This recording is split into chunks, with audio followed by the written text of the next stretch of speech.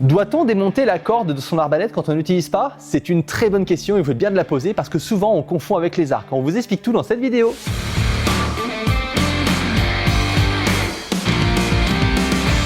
Bonjour et bienvenue dans cette vidéo, je m'appelle Yann et je suis le gérant fondateur d'Attila.com. Dans cette vidéo, on va parler du démontage de la corde des arbalètes. Est-ce qu'on doit le faire ou pas quand on n'utilise pas son arbalète? C'est une question qui revient assez souvent, donc j'ai exprimé le besoin d'en faire une vidéo. Commençons par les arcs.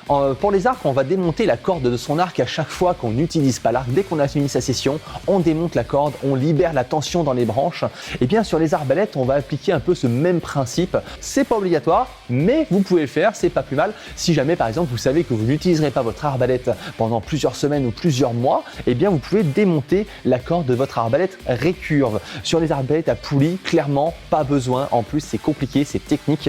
Il faudrait utiliser une presse d'atelier pour comprimer les branches, détendre la corde, démonter les câblages et surtout les remonter correctement avec le nombre de torsions qu'il faut à chaque fois et tout. Refaire la synchronisation des poulies et tout. Donc ça serait beaucoup trop compliqué sur une arbalète à poulie, on n'en parle même pas. Et sur les arbalètes récurves comme celle-ci, bah oui, vous pouvez le faire, ça ne n'empêche pas, ça fait pas de mal.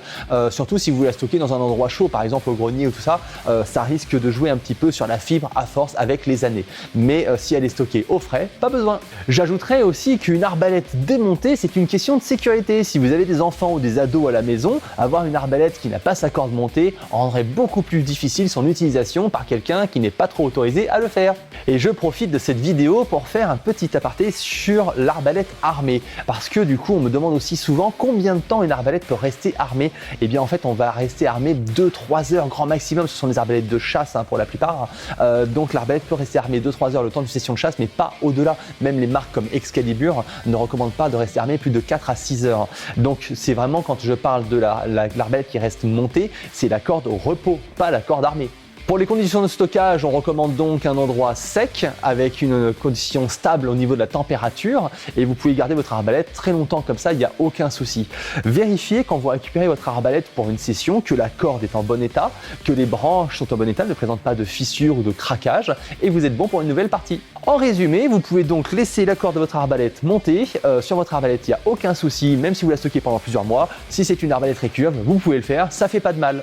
Voilà, cette vidéo touche à sa fin, j'espère qu'elle vous a plu. Si jamais vous avez des questions ou des remarques, n'hésitez pas à les poster en commentaire de cette vidéo.